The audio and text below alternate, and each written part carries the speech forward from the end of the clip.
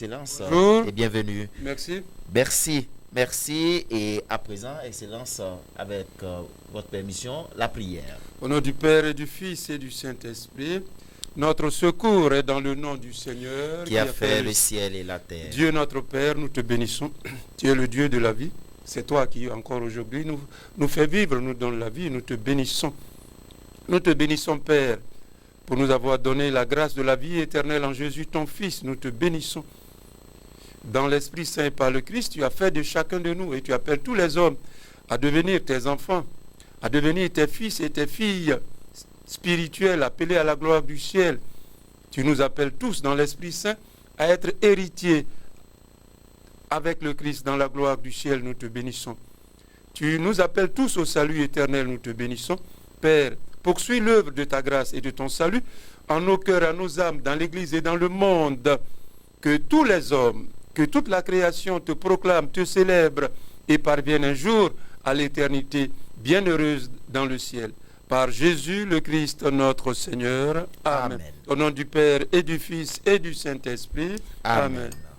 Aujourd'hui, nous continuons avec le thème, le rôle de l'Esprit Saint dans la croissance spirituelle du chrétien et de la communauté chrétienne, où il nous a été donné de comprendre que la vie chrétienne suit un cheminement en 6 mots: être, obéir, agir, vivre, croître, achever. Excellence. Oui, tout à fait.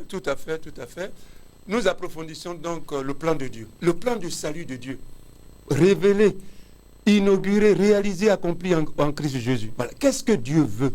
Qu'est-ce que Dieu est en train de réaliser? Qu'est-ce que Dieu est en train de faire pour moi, pour vous, pour l'Église, pour tous les hommes, pour toute la création? Comme j'insiste, j'ai repris, je dis souvent, nous sommes tellement pressés à plaire à Dieu, à faire des efforts, à aller à la messe, mais on n'a pas toujours le temps d'approfondir. Voilà. La place, la connaissance, notre connaissance de ce plan de Dieu, de ce plan du salut de Dieu manifesté, inauguré dans le Christ, qui se réalise dans l'Église et par la puissance du Saint-Esprit à nos cœurs et à nos vies. Voilà. Donc, approfondir. Voilà. Donc, nous approfondissons ensemble notre connaissance du plan du salut de Dieu, de ce que Dieu a commencé, ce que Dieu veut achever.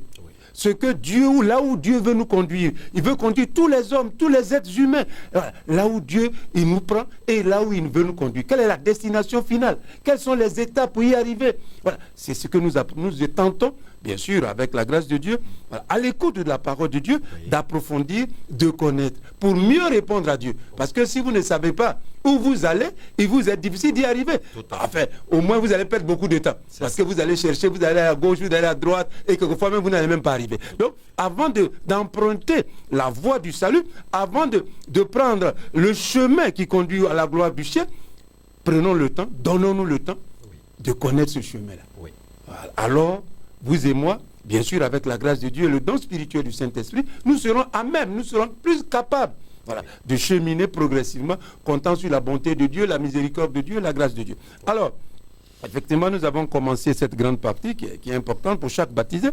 Alors, je veux dire que la marche spirituelle, ou le voyage spirituel du chrétien vers la patrie céleste, vers le royaume de Dieu, vers la gloire de Dieu, la vie chrétienne est dynamique, c'est ça que nous sommes en train de prouver. Voilà, c'est une marche spirituelle, c'est un voyage. En fait, nous allons. Dieu nous prend quelque part et il veut nous conduire quelque part d'autre, à une destination. Donc, elle est dynamique. C'est une marche spirituelle, ou si vous voulez encore, c'est un voyage. Un voyage d'abord intérieur, dans l'âme, dans les profondeurs de l'être humain. C'est là que le voyage se passe. L'extérieur n'est que la manifestation, peut-être même imparfaite, de ce qui se passe, que Dieu est en train de faire dans nos cœurs, dans nos âmes, dans les profondeurs de notre être. C'est là que se joue. Rappelez-vous, l'apôtre Paul nous dit que le Christ habite en vous, habite en vos cœurs par la foi. C'est dedans. Donc c'est un voyage spirituel, c'est un voyage intérieur. Voilà, c'est une marche intérieure que nous faisons avec Dieu. Un voyage que nous faisons avec Dieu, Père, Fils et Esprit Saint. Donc, c'est, comme j'ai dit, une marche spirituelle, un voyage spirituel du chrétien vers la patrie céleste, vers le royaume de Dieu, vers la gloire de Dieu. Cette marche-là, c'est ce voyage spirituel, ce voyage intérieur, dans les profondeurs de l'être humain, en réalité, est un voyage, ou si vous voulez, spirituel, ou un voyage, une marche spirituelle dans l'Esprit Saint et selon l'Esprit Saint. Voilà. Sans l'Esprit Saint, personne ne peut non seulement désirer faire ce voyage, non, Sans l'Esprit Saint, personne ne peut emprunter ce chemin ou ce cheminement qui conduit à la gloire éternelle. C'est l'Esprit. C'est l'Esprit Saint. C'est l'action du Saint-Esprit. C'est la puissance du Saint-Esprit. Oui, qui réalise cela en nous, ce désir, cette aspiration, cet idéal, oui, de parvenir, d'emprunter cette voie, la voie du salut, de cheminer, de marcher envers contre tout, oui, croyant à la miséricorde, à la bonté de Dieu, au-delà de nos limites et de nos faiblesses. C'est le rôle, c'est l'action, c'est la fonction essentielle du Saint-Esprit qui nous donne la vie divine, la vie de la grâce, qui nous la fait aimer, désirer, participer, partager. C'est le rôle du Saint-Esprit. C'est le rôle de l'Esprit Saint. Un voyage spirituel dans l'Esprit Saint et selon l'Esprit Saint. Un voyage spirituel, une marche intérieure dans l'Esprit Saint et selon l'Esprit Saint. Et c'est ce que cette marche-là que nous avons tenté, ou ce voyage spirituel de synthétiser humainement en disant que, voilà, cet itinéraire spirituel, je peux le présenter comme en 6 verbes. Le verbe être, le verbe obéir, le verbe agir, le verbe vivre, le verbe croître et enfin le verbe achever. Voilà les étapes de l'action de Dieu, de l'œuvre de Dieu et de la puissance du Saint-Esprit en nos âmes, en nos cœurs. Voilà ce que Dieu a commencé, ce que Dieu veut achever. Alors poursuivons, je ne vais pas tout répéter tout ce qu'on va dire, on a dit la dernière fois, mais nous allons continuer. Donc, comme je l'ai dit, c'est essentiel. Voilà, être et achever. Alors nous allons approfondir l'explication, la méditation de cette partie. Donc, voici donc la logique de l'œuvre de la grâce de Dieu et les étapes spirituelles de l'action de l'Esprit Saint dans le cœur de chaque baptisé. Voilà. Et rappelez-vous, Romains 5,5, Dieu a répandu son amour dans nos cœurs par l'Esprit Saint qu'il nous a donné. Dieu a répandu son amour dans nos cœurs par la puissance, par l'action du Saint-Esprit qu'il nous a donné. Alors, cette logique de l'œuvre de la grâce de Dieu, de l'œuvre de Dieu, cet itinéraire, ce voyage spirituel dans l'Esprit Saint et selon l'Esprit Saint, je reprends, j'ai dit être jusqu'à achever, si veut, mais on peut présenter ça différemment. Mais c'est la même chose, les étapes. Alors, cette action de Dieu dans et par l'Esprit, par le Christ, d'abord un commencement. Dans la vie de chaque baptisé, il y a un commencement. Le commencement de notre expérience avec le Christ. Le jour où Jésus, nous l'avons connu, nous l'avons accueilli dans notre vie, nous sommes entrés dans la grâce du salut, il y a un commencement. Donc, première étape, c'est un commencement. Commencement de l'œuvre de Dieu, par la puissance du Saint-Esprit dans notre vie. Donc, d'abord, première étape, c'est le commencement. Après le commencement, bien sûr, l'œuvre de Dieu, comme je l'ai dit la dernière fois, ne s'arrête pas dans nos vies. Heureusement, et dans l'Église et dans le monde, il y a la continuation. Donc, commencement, continuation, deuxième étape, progression. On continue, mais dans la progression. Donc, commencement, continuation, progression, troisième mot, quatrième mot, croissance, cinquième mot, maturation et après achèvement. Donc, voilà. Dit en d'autres mots, c'est la même chose, mais dit avec d'autres mots, d'autres vocabulaires, ce que j'avais dit la dernière fois, qui se remet ici. Donc, d'abord, il y a un commencement.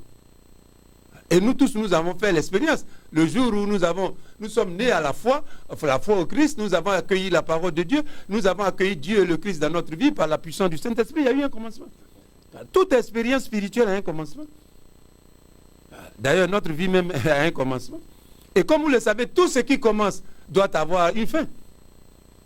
Oui, ça c'est l'expérience humaine qui nous le montre. Voilà, tout ce qui commence doit finir, doit s'achever. Même si nous ne voulons pas que ça s'achève, on n'a pas le choix. C'est la logique même des choses et de la réalité, même du plan du salut de Dieu.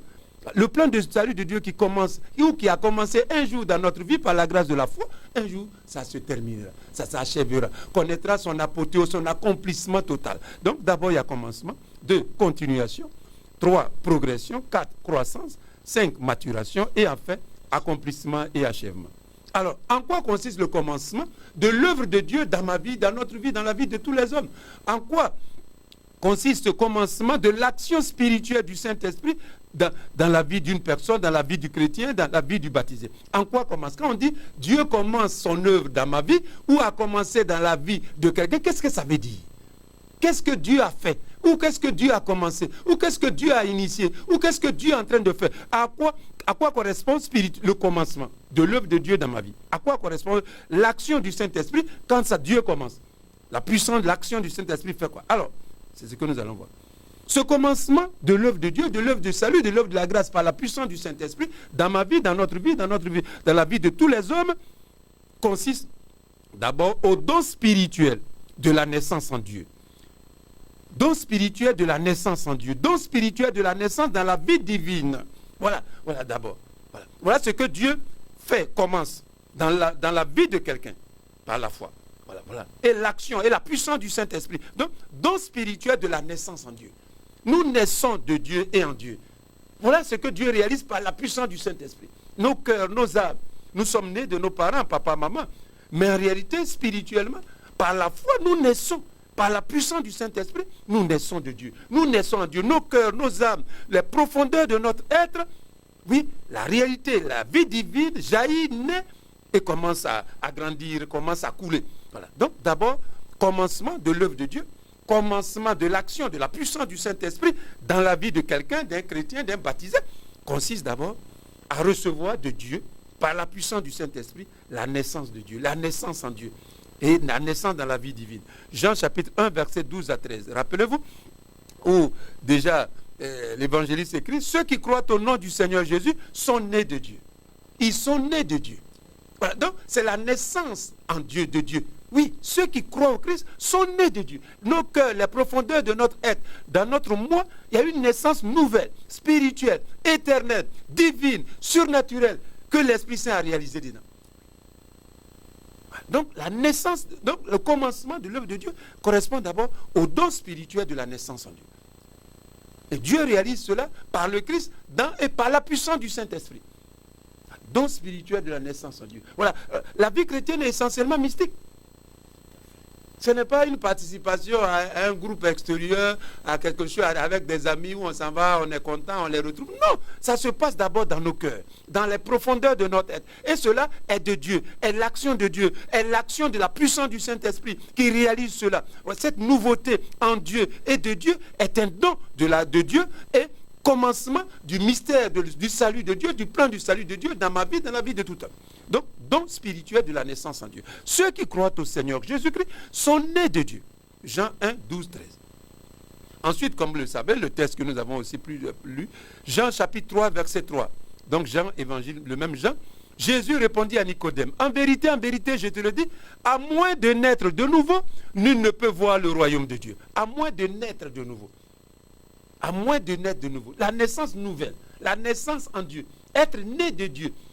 Une femme, un chrétien, un homme né de Dieu, dont le cœur, l'esprit, l'âme, les profondeurs de l'être sont nés de Dieu, sont nés en Dieu. Une nouvelle expérience de vie en Dieu par le Christ qui naît en moi, qui naît dans mon cœur, qui est présent dans ma vie. Jean chapitre 3. Ensuite, le même Jean, Jean chapitre 3, versets 5 à 8, c'est la même idée. En vérité, je le dis, personne, s'il ne naît de l'eau et de l'esprit, ne peut entrer dans le royaume de Dieu. Ce qui est né de l'esprit est esprit. Ne t'étonne pas si je t'ai dit, il vous faut naître d'en haut, la naissance d'en haut, la naissance de Dieu, la naissance en Dieu est un don puissant, spirituel de l'action du Saint-Esprit. Le vent souffle où il veut et tu entends sa voix, mais tu ne sais ni d'où il vient, ni où il va. Ainsi en est-il de quiconque est né de l'Esprit, la naissance de l'Esprit Saint. Voilà le commencement de l'action de la grâce de Dieu, du salut de Dieu. Oui, la naissance de l'Esprit. Et ainsi en est-il de quiconque est né de l'Esprit Saint. Quiconque est né de l'Esprit Saint. Voilà, la vie chrétienne, c'est une vie mystique, une vie spirituelle. Être né. Donc, don spirituel de la naissance en Dieu. Voilà un aspect du commencement. Il y en a plusieurs que je vais expliquer. Donc, le commencement de l'œuvre du salut, de l'œuvre de la grâce, en Christ, par la puissance et selon l'Esprit, c'est un don spirituel de la naissance en Dieu. Naissance de Dieu. Nous sommes nés de Dieu.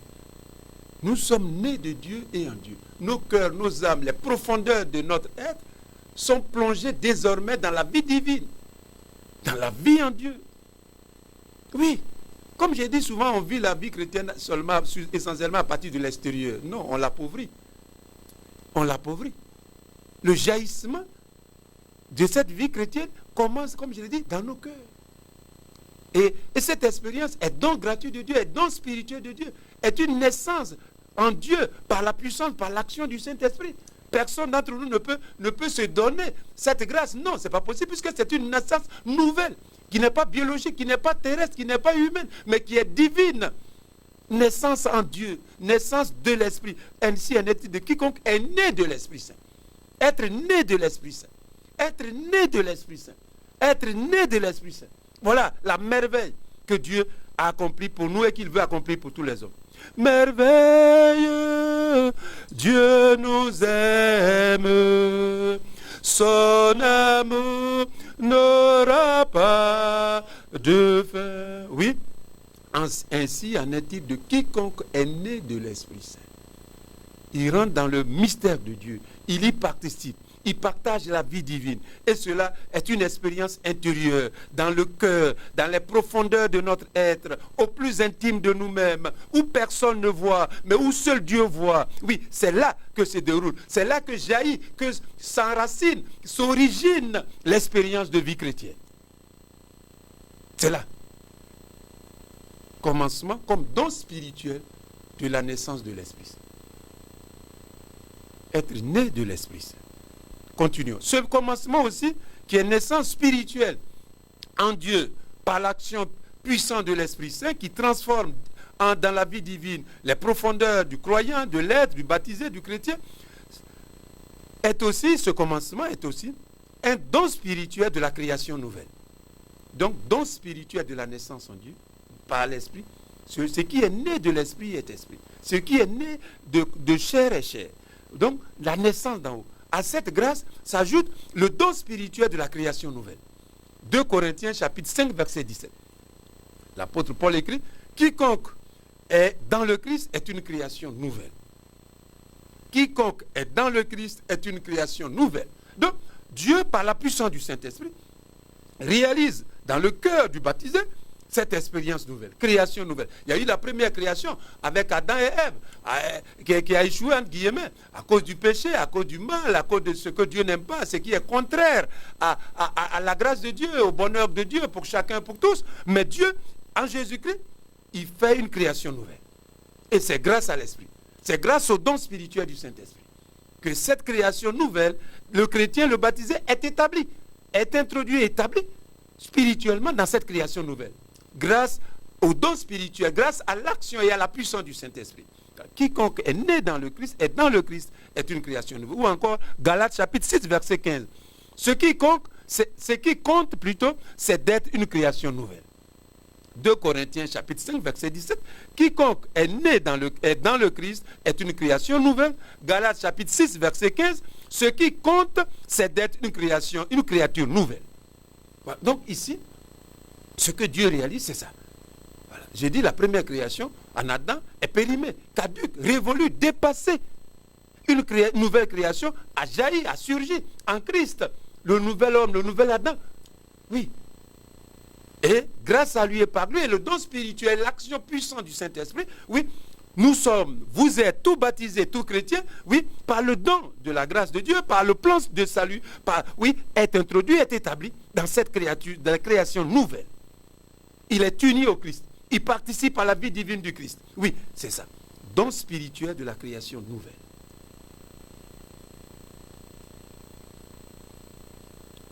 Et enfin, troisième réalité spirituelle de ce commencement de l'œuvre de Dieu dans la vie d'un chrétien par le Christ, par la foi, ça consiste à quoi? C'est aussi un don spirituel de la dignité d'enfant de Dieu.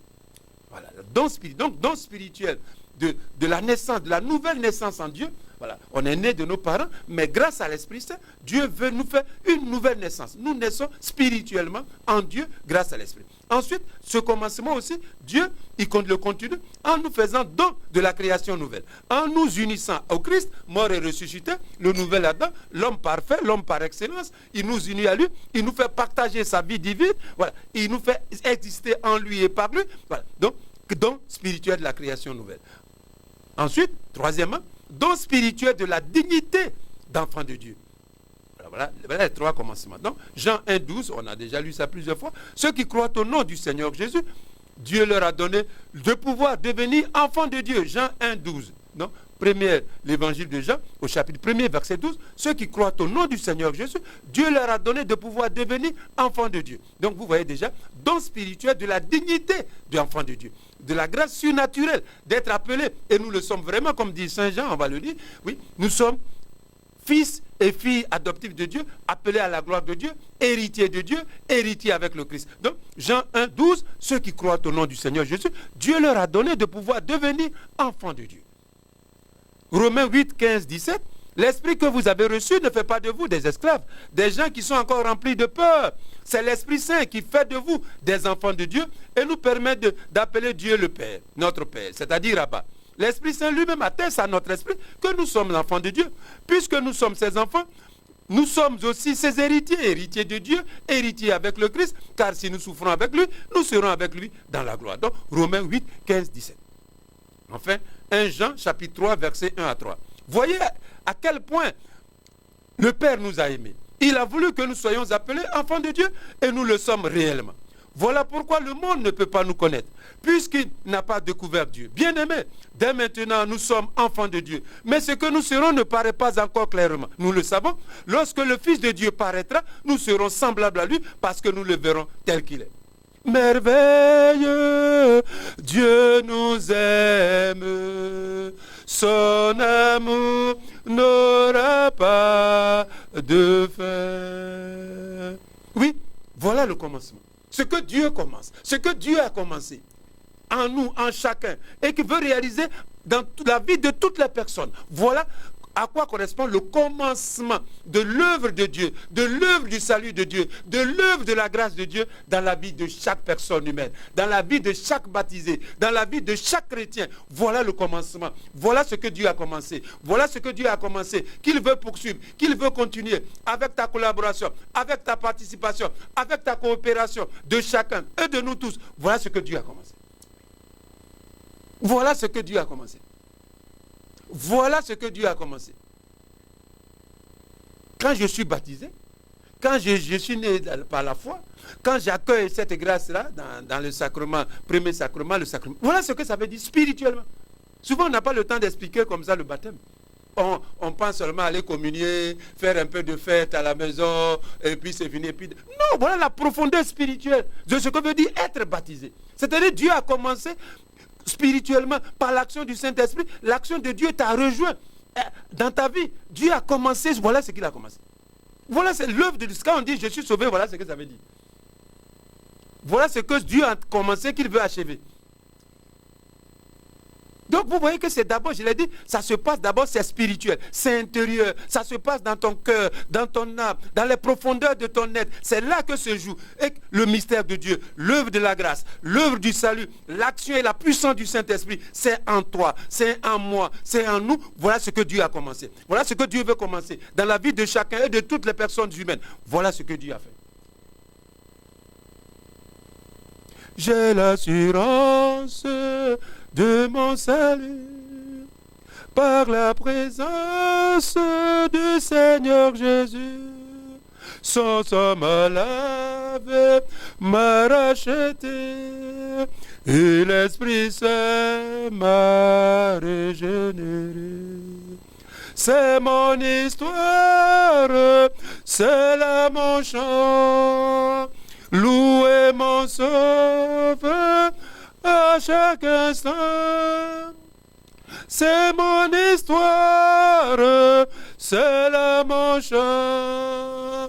Louez mon sauveur à chaque instant. Oui, mes frères, mes soeurs, voilà ce que Dieu a commencé.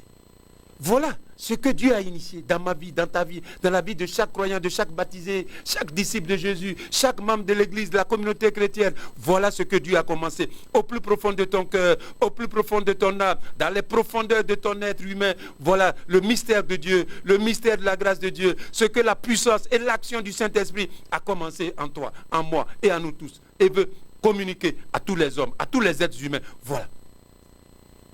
Poursuivons. Donc voilà le commencement. Voilà le commencement. Voilà le commencement.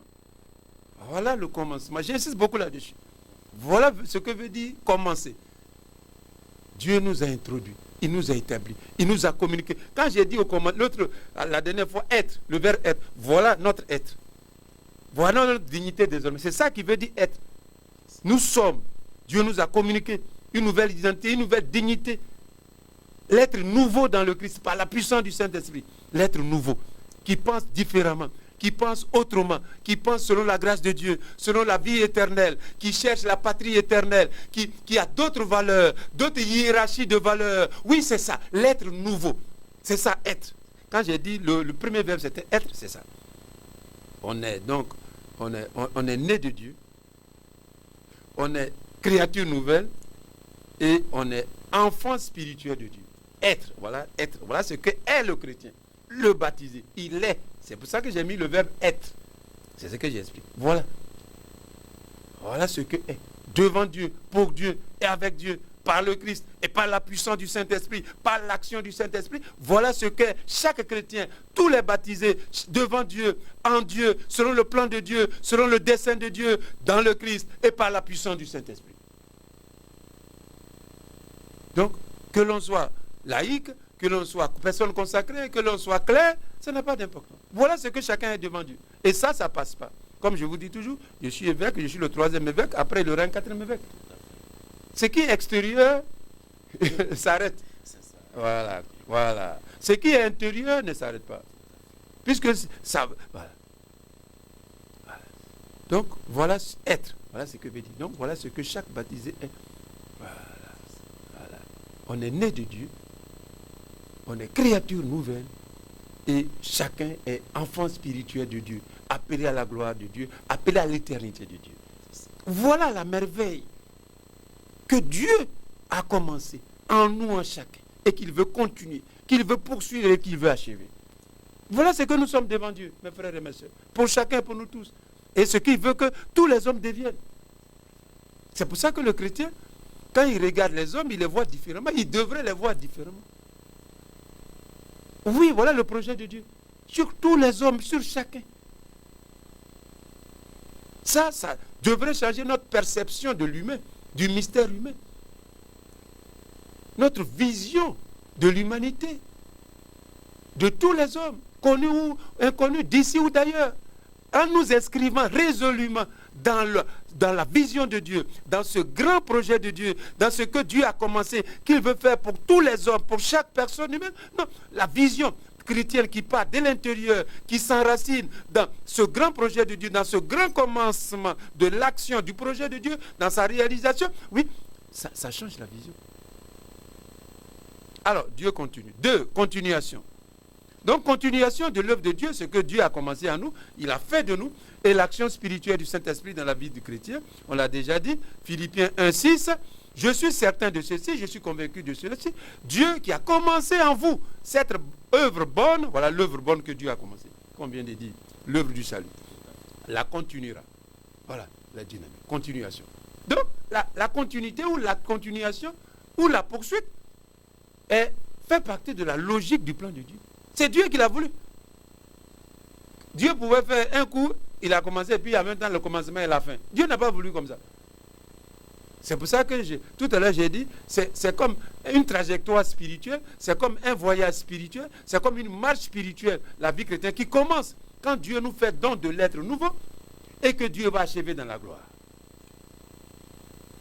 Donc, ce que Dieu a commencé en vous, Dieu qui a commencé en vous cette œuvre bonne, la continuera. Donc Philippiens 1,6. Donc la continuité, la continuation, la poursuite. Donc le chrétien, il ne doit pas penser que parce qu'il est baptisé, c'est fini. Il a communié, il a fait confirmation, il s'en va à la maison, il ne vient plus à l'église, il ne prie plus. Non, c'est que tu n'as même pas compris ce que veut dire être chrétien. Tu ne t'inscris même pas dans le projet de Dieu, tu n'as même pas compris le projet de Dieu. Dieu commence, mais il continue. Il commence là, c'est ça j'explique, il continue. Est-ce que toi tu continues? Non. Ben donc tu n'es plus. Tu n'as même pas su. Ce n'est pas une action la vie chrétienne. C'est participer à la réalisation du projet de Dieu, du plan du salut de Dieu sur toi et sur les autres. C'est ce que veut dire. Donc il faut comprendre encore la logique du plan de Dieu pour mieux s'y insérer. Il continue. Donc si toi tu as pensé qu'il a commencé ou tu as commencé à lui et puis tu ne continues plus, non, donc tu n'as rien compris. Tu n'as rien compris. Donc, commencement, oui. Don de l'être nouveau. On est en Dieu par la puissance du Saint-Esprit, on est de l'Esprit. On devient créature nouvelle. On devient enfant spirituel de Dieu.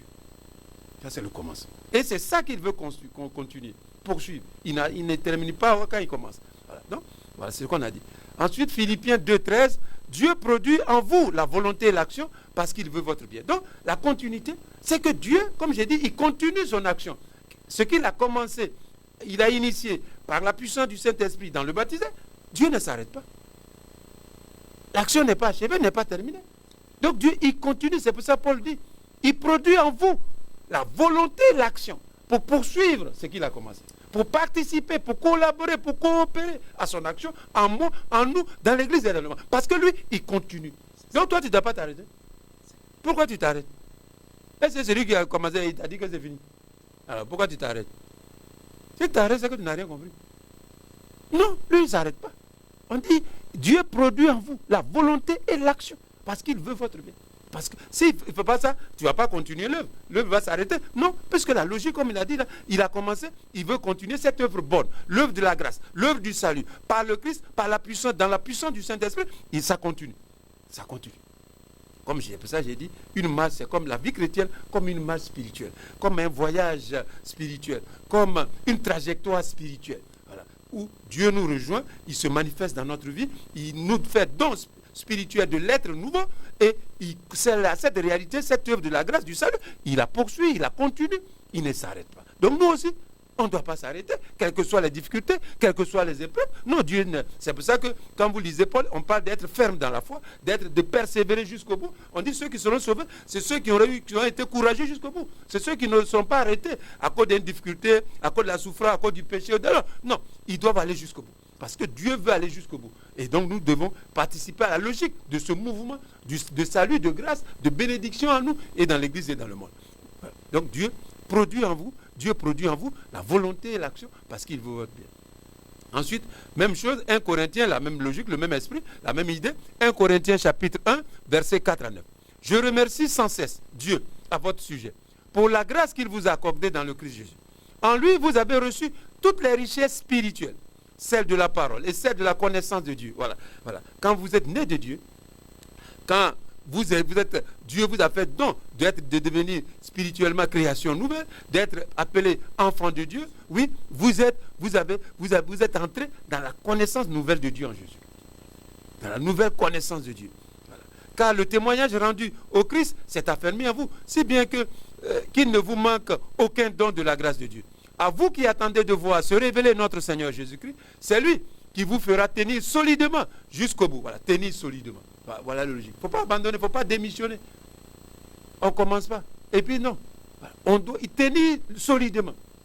Jusqu'au retour du Christ. Et vous serez irréprochables au jour de notre Seigneur Jésus-Christ. Dieu qui vous a appelé à la communion avec son Fils Jésus-Christ, notre Seigneur, est fidèle à ses promesses. Donc, tenir solidement. Poursuivre, continuer, tenir, persévérer, ne pas s'arrêter, ne pas abandonner, ne pas démissionner. Ça fait partie de la logique d'une vraie vie chrétienne. Puisque Dieu continue, puisque Dieu poursuit son œuvre de grâce et de salut. Donc voilà la deuxième grande étape. Voilà. Prendre conscience que Dieu qui a commencé en nous son œuvre de grâce par le Christ et dans l'action et dans la puissance du Saint-Esprit, Dieu continue cette action. Et comment? Parce qu'il dit l'apôtre, il met en nous la volonté, l'action. Voilà, de participer, de collaborer, de travailler à notre salut, de grandir avec lui, voilà, de suivre le mouvement de sa grâce, de suivre la logique, d'entrer dans cette dynamique de ce voyage spirituel, jusque dans la patrie céleste, jusque dans la gloire du ciel, oui, jusque dans le paradis. Voilà. Donc c'est Dieu qui produit ça, ce désir, cet amour de Dieu, des choses de Dieu, des réalités spirituelles, de la grâce du Christ. Oui, c'est Dieu qui produit ça, par l'action du Saint-Esprit. Et c'est pour ça que l'apôtre Paul le bénit et il dit, justement, il faut tenir solidement. Il faut être solide dans la foi, courageux, déterminé. Ne pas, comme j'ai dit, abandonner, reculer. Non, il faut continuer. Troisième mot, progresser, la progression. Une autre étape essentielle de ce voyage spirituel, de cette marche intérieure avec Dieu, par le Christ, dans l'action de puissance de l'Esprit Saint. Progression. Donc, progression de l'œuvre de Dieu et de l'action spirituelle de l'Esprit Saint dans la vie du chrétien. Il ne faut pas que le chrétien... Donc, il continue, mais cette continuité, cette poursuite est progression. Il faut progresser, il faut avancer. Il faut avancer. Donc, avancement. Avancement, progression. Colossiens chapitre 1, verset 8 à 11.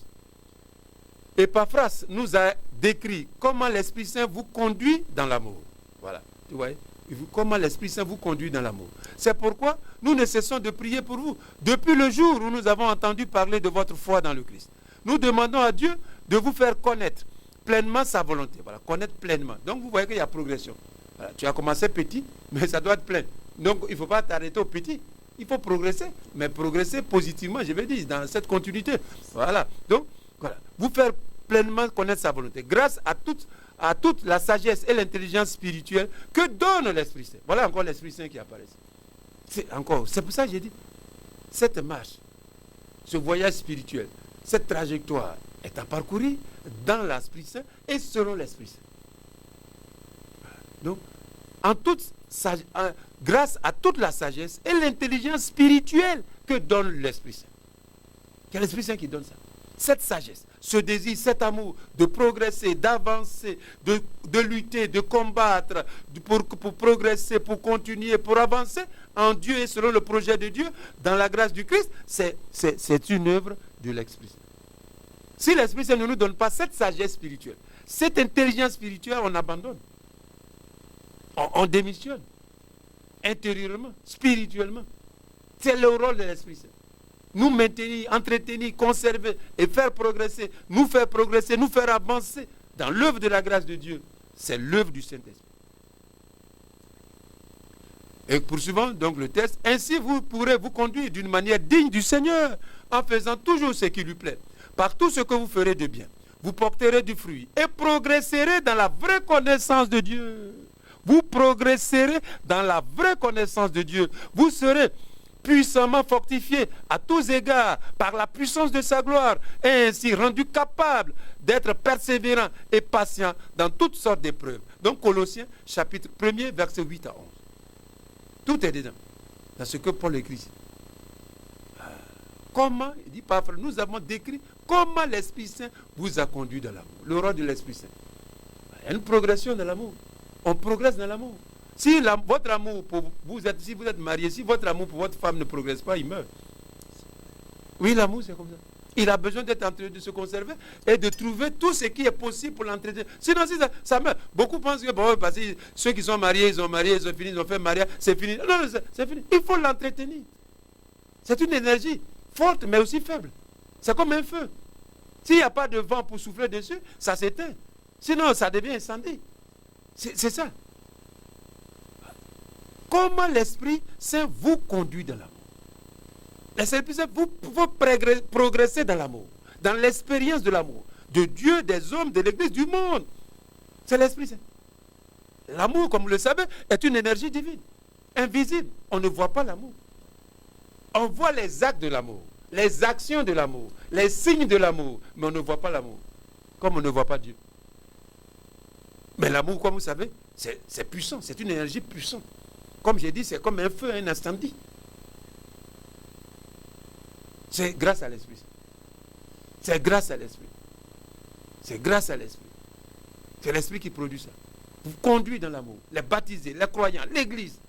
Progresser, avancer, ne pas reculer, ne pas démissionner. C'est l'Esprit qui fait avoir les bonnes idées. Voilà, faire le bien. Qu'est-ce que je peux faire aujourd'hui pour ma femme, pour mon mari, pour qu'il soit content, pour mes enfants, pour mes parents, pour l'Église. Oui, c'est l'Esprit qui nous fait avancer dans ce dynamisme de l'amour, dans cette croissance de l'amour, dans cette richesse spirituelle de l'amour, dans cette énergie divine de l'amour. C'est le rôle du Saint-Esprit. C'est le rôle du Saint-Esprit.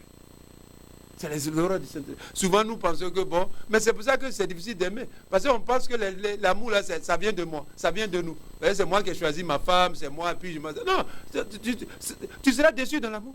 Si tu penses que l'amour vient de toi, parce que Dieu t'a rendu participant de choisir ta femme de mari, si tu t'arrêtes à toi, c'est fini. Tu seras déçu, frustré, humilié. Et tu vas abandonner la route de l'amour. L'amour, c'est un don gratuit de Dieu.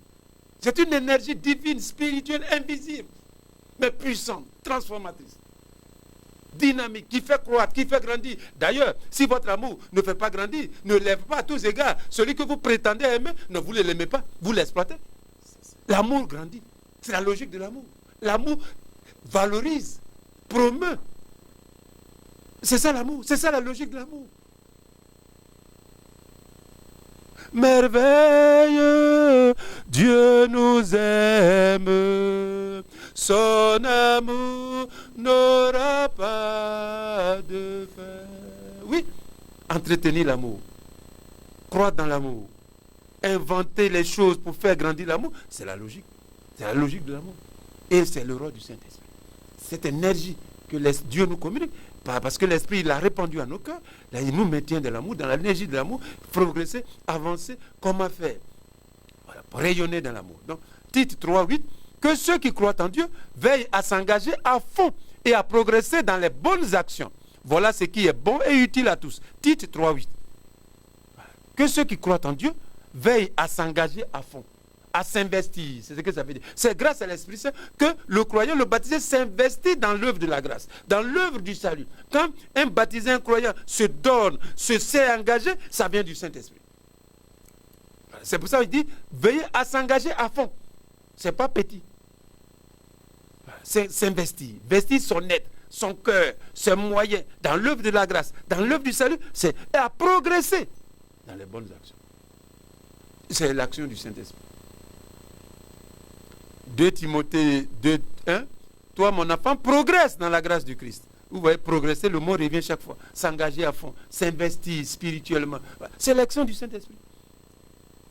Philippiens 1:25, j'en suis pleinement convaincu, je sais que je resterai et que je continuerai à être pour vous tous, à être avec vous tous pour votre progrès et votre joie dans la foi. Philippiens 1:25.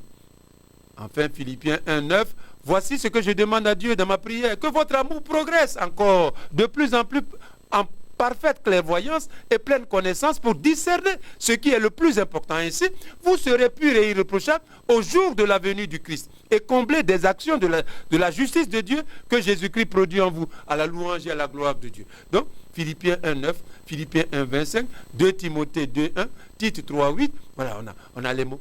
Progresser, grandir dans l'amour, croître dans l'amour, voilà, de Dieu, des hommes, voilà, il faut progresser. Il faut inventer, il faut des initiatives, il faut ceci, il ne faut pas jamais s'arrêter. On ne s'arrête jamais. Vous voyez, le mot va venir achever. Là, on va s'arrêter, c'est fini. Mais pour le moment, ça ne finit pas. Sur la terre, là, ça ne finit pas. Donc, ça, c'est la 3e étape, je crois, non? C'est ça, non? Voilà, c'est progression, avancer, avancement. Avancement. Voilà. Vous savez, les voyageurs, souvent, on dit, il y a des quarts avancement. À 5 heures, à 4 heures du matin, tu te lèves tôt, voilà, tu vas. Donc Dieu, l'Esprit Saint, c'est avancement. Voilà. Quand tu es dans l'Esprit Saint, quand tu vis dans l'Esprit Saint, tu avances, tu progresses. Voilà. Donc, 3e. 4e, la croissance. Donc, on progresse, les mots se tiennent, c'est la logique, ça continue. Donc, croissance de l'œuvre de Dieu et de l'action de l'Esprit Saint dans la vie du chrétien. Voilà. Donc, on progresse, on croit, on grandit à tous égards dans cette expérience, dans cette dignité, dans cet être, cette dignité spirituelle d'enfant de Dieu, appelé à la gloire de Dieu en Christ et par le Christ et avec le Christ, dans cet être nouveau, de créature nouvelle, de création nouvelle, dans ceux qui sont nés, voilà, nés de Dieu, de l'enfance spirituelle dans l'esprit. Donc, on grandit, on croit, on progresse et on croit. 1 Thessaloniciens chapitre 3, versets 12 à 13. Que le Seigneur fasse croître et abonder l'amour que vous avez, voilà, ça se rejoint, que vous avez entre vous et à l'égard de tous les hommes, à l'exemple de l'amour que nous avons pour vous, qu'il affermisse vos cœurs et les rende saints et irréprochables devant Dieu, notre Père, quand notre Seigneur Jésus-Christ viendra avec tous les saints. Donc vous voyez, la dynamique de la croissance, on va le voir, c'est un rapport avec le retour de Jésus. Tant qu'il n'est pas venu, tu ne dois pas arrêter. Dieu n'arrêtera pas son œuvre. Il arrêtera, comme on va le voir, l'achèvement, l'accomplissement, là ce sera fait. Pour le moment, nous sommes en marche. Nous sommes comme des voyageurs. Et la destination, le but, la ville, c'est le royaume, la gloire de Dieu. Et ce moment, c'est le retour glorieux de Jésus. Quand le Seigneur va se manifester puissamment à la fin des temps, alors l'œuvre de Dieu en nos cœurs, en nos œuvres, ça sera accompli, sera achevé. Mais en attendant, nous sommes comme des voyageurs, nous sommes comme des marcheurs, on ne doit pas s'arrêter, on ne doit pas démissionner, on ne doit pas abandonner. Et cela, grâce à notre obéissance à l'esprit, grâce à notre ouverture à l'esprit, grâce à notre docilité à l'esprit, oui, nous devons poursuivre la marche. Donc, 1 Pierre chapitre 2, verset 2. 1 Pierre 2, 2. comme des enfants nouveau-nés, désirez le lait spirituel et pur de la parole, afin qu'en le buvant, vous grandissiez et parveniez au salut. 1 Pierre 2:2. Voilà. Afin qu'en le buvant, vous grandissiez et parveniez au salut éternel. Donc vous voyez, le côté dynamique, c'est comme une marche, c'est comme un voyage. On progresse. On va, si tu quittes ici à Mans pour aller à Abidjan, si tu passes soit par Yamoussoukro, il y a des villes tu vas dépasser. Voilà, donc vous allez grandir, vous allez avancer. Voilà, vous grandissiez et parvenez au salut. 2 Pierre 3:18, continuez à croire dans la grâce et la connaissance de notre Seigneur Jésus et Sauveur Jésus-Christ. Donc 2 Pierre 3:18, donc la connaissance. Voilà. Chaque baptisé, chaque chrétien ouvert, obéissant à l'Esprit Saint, oui, il grandit dans la grâce du Christ, dans la connaissance du Seigneur, dans l'expérience de vie nouvelle avec le Dieu en Christ. Oui, il grandit, il évolue, il avance, voilà, il croit. Donc 4, 5, la maturation. C'est les mots, comme j'ai dit, spirituels sont liés. Voilà, la maturation spirituelle. Donc maturation de l'œuvre de Dieu et de l'action spirituelle de l'Esprit Saint dans la vie du chrétien. Rappelez-vous, pour avoir une idée de ce que je veux dire ici, prenons Matthieu chapitre 13, versets 22 à 23. La parabole des semeurs, voilà, du semeur. Voilà. Donc Matthieu 13, 22, 23. La semence qui est tombée parmi les épines représente les croyants qui ont entendu la parole, mais qui laissent les préoccupations du monde, la richesse et les plaisirs de la vie étouffer la parole. Ainsi, ils ne parviennent pas à maturité. Voilà, c'est ça. Ils ne parviennent pas à maturité. Ils ne peuvent pas produire des fruits spirituels mûrs. Les fruits spirituels qui sont dans leur vie, c'est comme, on ne peut pas manger ça. Voilà, c'est comme les mangues qui ne sont pas bien formées, c'est aigre, acide. Voilà. Donc, ceux-là, ces chrétiens-là, ne parviennent pas à maturité. La maturité spirituelle, ils n'y parviennent pas. Ils deviennent toujours comme des enfants. Au plan chrétien, ils peuvent être adultes, ils peuvent avoir des grandes fonctions, mais ils ne parviennent pas à maturité. Ils ne portent pas de fruits. Au contraire, la semence qui est tombée dans la bonne terre, ce sont les croyants qui écoutent la parole et la gardent dans un cœur bon et bien disposé et portent ainsi des fruits à force de persévérer. L'un 100, l'autre 60, l'autre 30. Donc Matthieu 13, 22, 23. Donc vous voyez, on parle de la maturation spirituelle. Maturation spirituelle. Parvenir à la maturité chrétienne fait partie du plan de salut de Dieu. Fait partie de l'action, de la puissance du Saint-Esprit en nos cœurs, dans la vie de chaque baptisé, de chaque croyant. Donc Dieu ne commence pas pour que son œuvre demeure toujours, qu'elle demeure un peu limitée. Non, il faut que ça devienne consistant. L'expérience spirituelle de chaque baptisé doit, avec la grâce du Saint-Esprit, désirer, rêver, rechercher à faire une expérience chrétienne solide, mature, pas immature, pas faible, pas inconsistante. C'est la logique. J'explique, ce n'est pas moral, c'est la logique même du plan de salut de Dieu que j'explique. Comment Dieu veut que nous cheminions. Quelles sont les étapes du salut de Dieu dans mon cœur par la puissance du Saint-Esprit? Quelles sont les étapes? Quels sont les moments essentiels? Donc, la maturation. La maturation. Matthieu 13, 22, 23. Ou encore Éphésiens 4. Éphésiens 4, 13, 15. De cette façon, nous parviendrons tous ensemble à l'unité dans la foi et dans la connaissance du Fils de Dieu. Nous parviendrons à l'état d'adulte. Voilà, à l'état d'adulte. Nous deviendrons adultes dans la foi, spirituellement des adultes. Voilà, c'est ça, la maturité. Voilà, devenir adulte dans la foi. Tous. Quand on est chrétien, on n'est pas déjà adulte spirituellement. Voilà. On doit y parvenir par l'obéissance à l'esprit, par la docilité à l'esprit, par l'ouverture à la grâce. Oui, on doit y participer, collaborer. C'est la logique du plan de Dieu. C'est ce que Dieu veut. C'est ce que Dieu veut. C'est ce que Dieu attend de nous, de chacun, de chaque baptisé, de chaque chrétien. La maturation. Voilà. Nous parviendrons à la connaissance du Fils de Dieu. Nous parviendrons à l'état d'adulte. C'est des adultes spirituels. Quand on est bébé, on n'est pas déjà adulte. Voilà. C'est ça. Voilà. Donc c'est la même chose pour le chrétien. Le commencement, tu es bébé spirituel. Voilà. Dieu te fait don de l'être. Mais cette aide-là n'est pas consistante. C'est léger. Voilà. Donc cette aide, avec la grâce de Dieu, avec l'action de Dieu, avec ta collaboration, doit devenir consistante, doit grandir, doit progresser pour atteindre la maturité. Voilà. Donc, nous parviendrons à l'état d'adulte, à la taille de la maturité du Christ dans sa plénitude. Alors, nous ne serons plus des enfants ballottés et menés à la dérive par toutes sortes de doctrines, trompés par des hommes qui emploient la ruse pour nous entraîner dans l'erreur. Au contraire, en proclamant la vérité dans l'amour, nous grandirons en tout vers celui qui est la tête, le Christ Jésus. Voilà. Donc, une étape essentielle du plan du salut de Dieu, dans ma vie, dans la vie de l'Église et du monde, c'est l'étape de la maturation spirituelle. Est-ce que je suis un chrétien mûr? Est-ce que je tends vers la maturité chrétienne? À quel niveau je me trouve de mon expérience intérieure? La maturation spirituelle. Donc, ne plus être comme des enfants spirituels, ballottés. Parce qu'un enfant, il ne sait pas où il va, on ne sait pas qui vient le prendre, il ne sait pas. Non, non, non. C'est vrai, on commence enfant. Quand Dieu a commencé ton œuvre, on est comme des enfants. Ballottés, on ne sait pas bien. Mais progressivement, par l'obéissance à l'Esprit, par la docilité à l'Esprit Saint, oui, par l'ouverture à la grâce du Christ, oui, voilà, nous deviendrons, ou Dieu veut que tout baptisé devienne adulte spirituel, grandisse, croît et parvienne à la maturité chrétienne. Enfin, 6, achèvement. L'achèvement de l'œuvre de Dieu et de l'action spirituelle de l'Esprit Saint dans la vie du chrétien. Cet achèvement, Dieu l'a prévu, l'a planifié au jour du retour glorieux du Seigneur Jésus. C'est quand Jésus viendra que l'œuvre de Dieu, l'œuvre du salut de Dieu, initiée, commencée, va s'achever dans nos cœurs, dans l'Église, dans la création, dans le cosmos, dans le monde. Donc, il y a un moment. Il y a un moment. C'est le retour en gloire du Seigneur Jésus.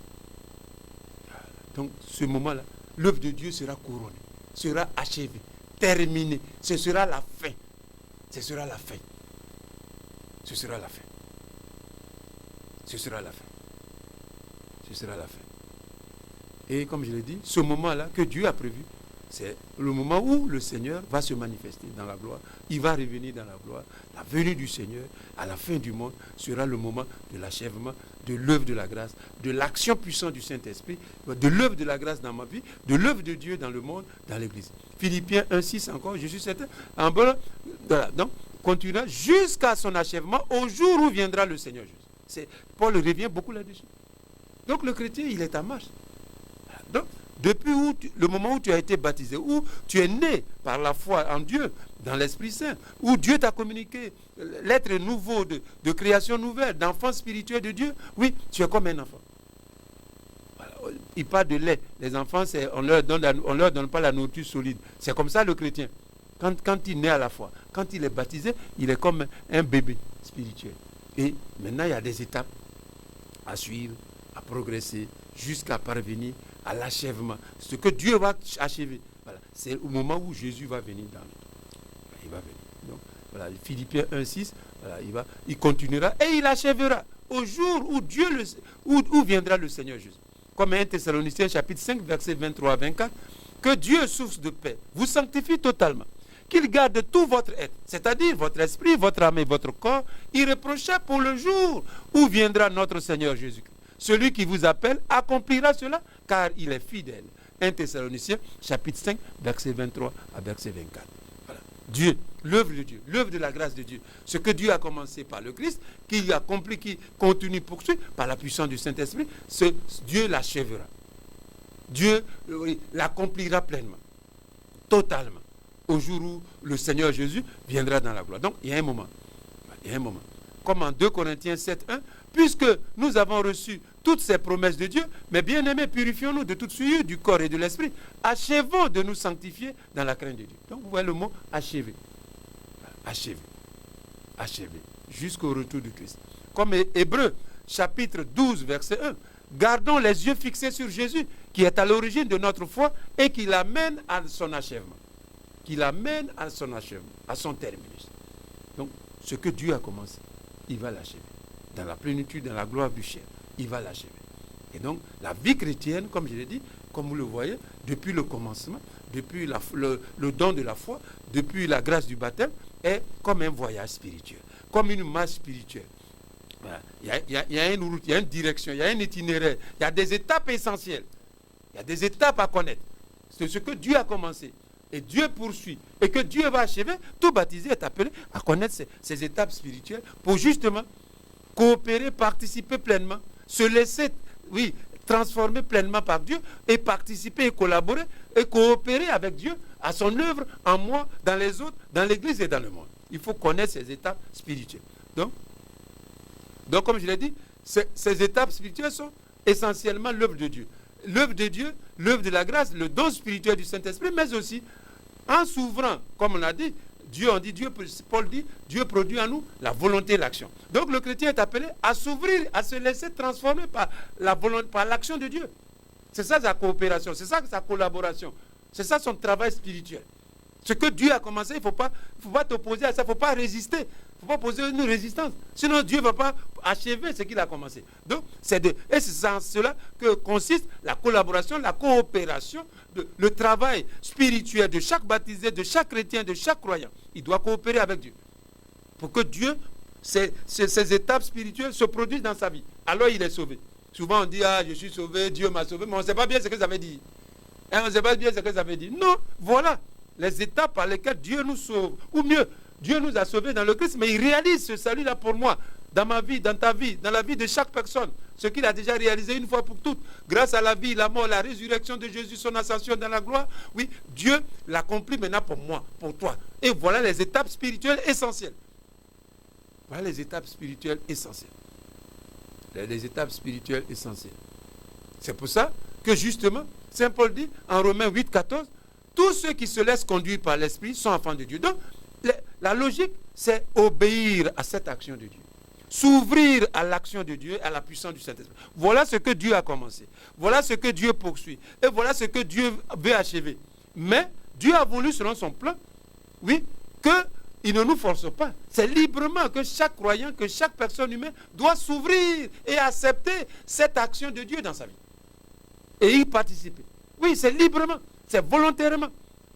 C'est pour ça que l'apôtre Paul, donc, c'est obéir à l'action de Dieu, à l'action du Saint-Esprit dans ma vie. Être docile, être souple, être ouvert à ce que Dieu a commencé, à ce que Dieu poursuit, à ce que Dieu veut terminer, achever. Lorsque Jésus reviendra dans la gloire, moi, chacun, dans son cœur, dans sa liberté, dans sa volonté, doit s'ouvrir à cette action. Il doit laisser Dieu être Dieu et poursuivre son action par la puissance du Saint-Esprit. C'est pour ça que Paul dit, Romains 8, 14, l'obéissance. Ceux qui laissent conduire par l'Esprit. Donc, l'obéissance à l'Esprit, la docilité à l'Esprit de Dieu.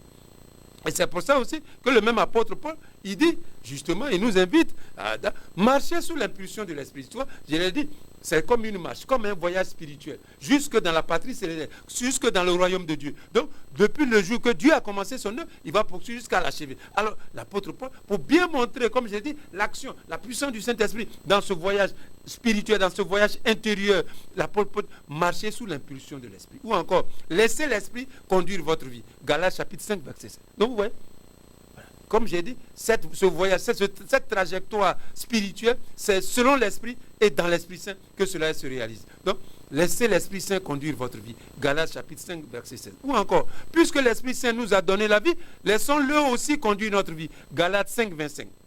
L'Esprit vous conduit. Voilà, tu vois, il affirme ici, l'Esprit vous conduit. Galates 5, 18. Vivez par l'Esprit Saint. Romains 8, 13. Vivez selon l'Esprit Saint. Romains 8, 4 et 5. Donc, vous voyez, pour l'apôtre Paul, il résume en quelque sorte toute la vie chrétienne comme une vie dans l'Esprit Saint. Comme une vie selon l'Esprit Saint. Comme j'ai dit, ce voyage, ces étapes-là, c'est l'œuvre du salut, l'œuvre de la grâce dans ma vie. C'est dans l'Esprit Saint, c'est par l'Esprit Saint, c'est par la docilité, l'obéissance à l'Esprit Saint que c'est possible. D'entrer dans cette expérience de Dieu en Christ, c'est de s'ouvrir, de grandir et de laisser Dieu nous travailler.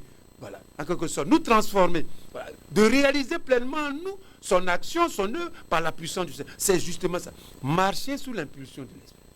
Vivez, laissez l'Esprit Saint conduire votre vie. Voilà. Vivez selon l'Esprit. Soyez des hommes et des femmes de l'Esprit. Voilà le baptisé. On pourrait résumer la vie du chrétien par cela. Être un homme, un croyant de l'Esprit Saint. De l'Esprit. Un chrétien de l'Esprit. Il a l'Esprit. Il se laisse inspirer par l'Esprit. Il se laisse guider par l'Esprit. Tout ce qu'il est, tout ce qu'il fait, toutes ses actions, c'est dans et par l'Esprit Saint. Voilà donc mes frères et mes sœurs aujourd'hui ce que je voulais partager avec vous. Voilà l'œuvre de la grâce de Dieu. Voilà ce que Dieu par l'Esprit Saint fait. Et donc chaque baptisé, chaque croyant, chaque chrétien, oui, est un chrétien, est un homme et une femme de l'Esprit. Par l'Esprit, guidé par l'Esprit, conduit par l'Esprit, habité par l'Esprit Saint. Et par conséquent, il doit, comme dit l'apôtre, marcher selon l'Esprit. Se laisser conduire par l'Esprit. C'est en quelque sorte, je peux dire, de l'impératif. Puisque l'Esprit Saint, Dieu l'a répandu à nos cœurs.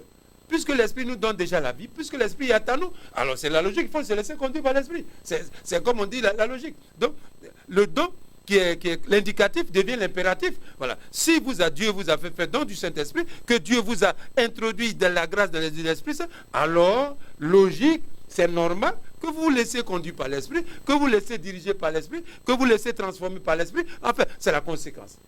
Mes frères, mes sœurs, rendons grâce à Dieu pour l'œuvre de la grâce du Saint-Esprit et demandons-lui de poursuivre en nous ce qu'il a si bien commencé, lui qui règne aujourd'hui, demain et pour les siècles des siècles. Amen.